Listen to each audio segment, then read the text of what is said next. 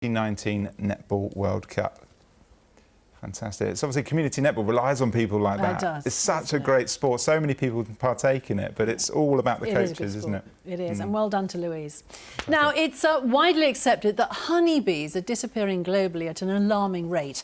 And one reason for that, apparently, is climate change. Yeah, bees are vital to UK agriculture. One of about every 3 mouthfuls of food we eat exists because of pollinators. So for her latest Greens Issues report, Alexis has been to Petersfield in Hampshire to find out why bees are struggling to cope with more extreme weather. We put our veils up here. Hilary has been a beekeeper for 28 years. 4 of those, she was a government bee inspector. I've come to Petersfield to find out why bees are in decline because of climate change. They're important for our whole environment and ecology, and for our food. If we didn't have bees, we wouldn't have food. In what respect?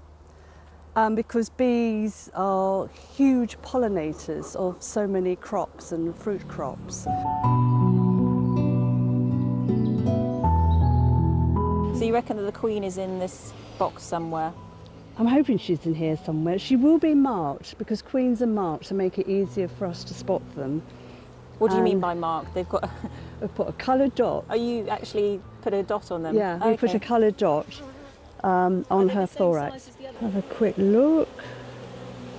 She quite often lurks around the edges of the frames and the dark places where you can't find her, doesn't she? Right, it looks like... There she is. There you are, well spotted. There she is. Oh, it's a nice colour blue.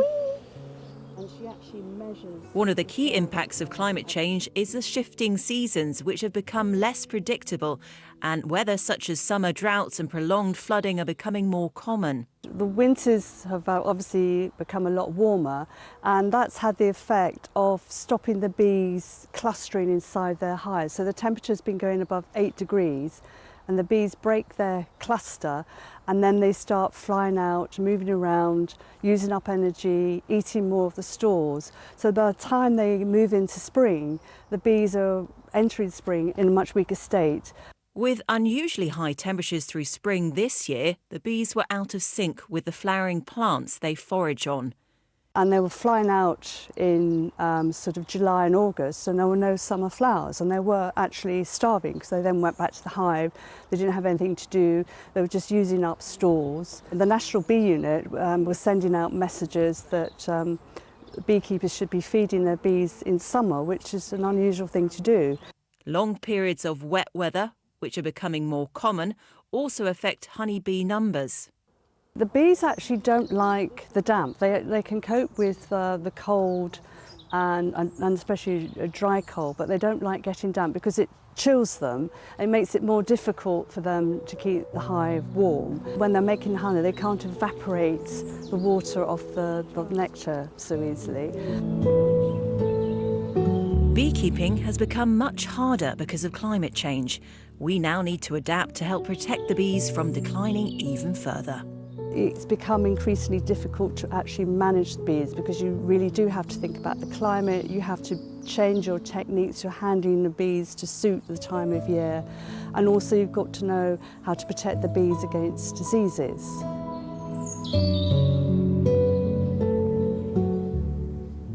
Interesting, isn't it? Yes, well, the provisional stats out at the moment suggest that this year could be one of the 3 hottest years on record, with behind 2016 and 2019. So with the rising temperatures, the extreme temperatures we're having at the moment, that's affecting bees rapidly.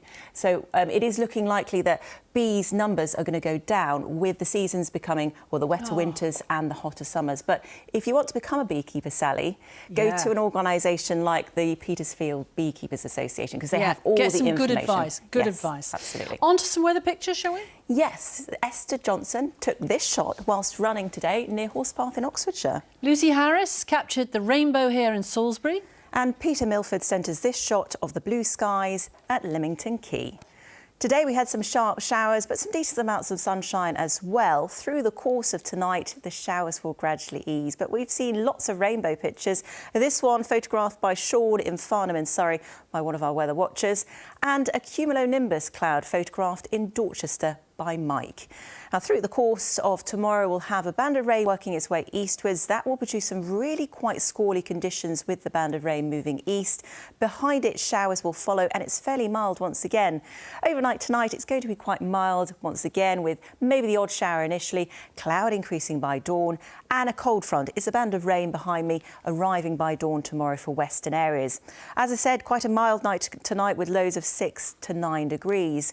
So tomorrow morning, that band of rain and cloud will move its way eastwards. Eastern areas could stay dry through much of the day. Here we'll have some brightness in the morning, clouding over during the course of the day with the arrival of this heavy band of rain.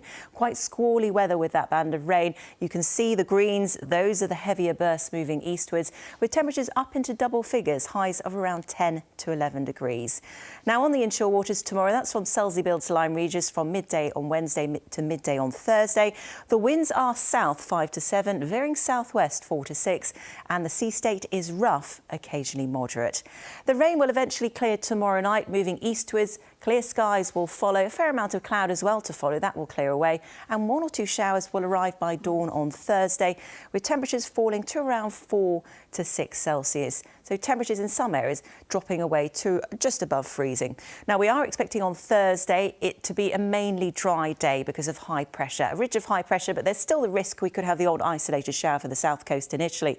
We're in between weather systems on Thursday, and we'll see the sunny spells, but then the cloud increase with this weather front arriving as we head through Thursday night into Friday morning. And that's going to produce quite a lot of rain. So over the next few days, bar Thursday, there is a chance we could see some localised flooding with large waves along the coast. Sally. Alexis, thanks very much. Tomorrow, well, there's a race meeting at Newbury Racecourse. We will be there. And in fact, 2,000 people, a crowd, will be allowed back for the first time. So join us then, 6:30 tomorrow night. Thanks for watching. Bye-bye. Good night.